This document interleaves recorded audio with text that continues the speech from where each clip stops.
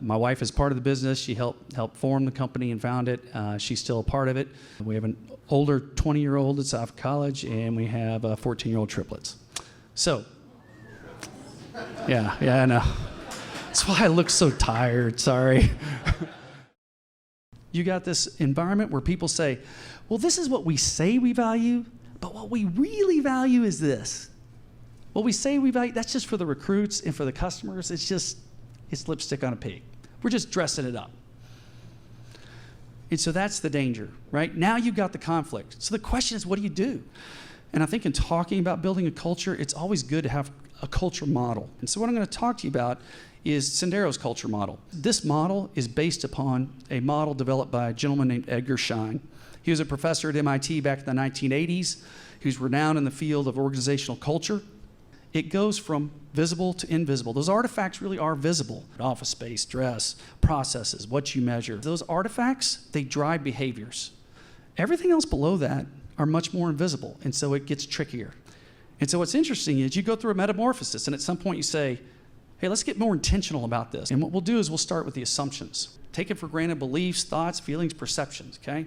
The next thing you have to define are the espoused values. This is in essence our constitution, our credo, what we believe. If your only goal is to make money, that's a really low bar. You know how many companies are out there that make money that are crappy places to work? Don't confuse a prerequisite for existence with a reason for existence. The next one are the behaviors. Those values are great, but they're internal beliefs. How do you know that someone matches your values? You don't.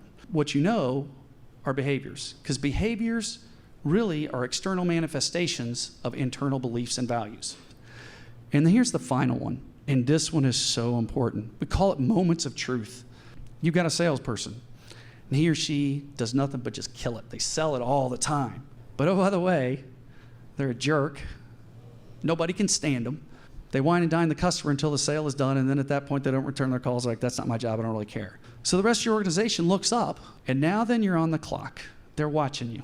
This is your test. You either pass with flying colors, or you fail miserably. There is no in between. When you fail, they immediately go, yeah, we don't really value what we say we value.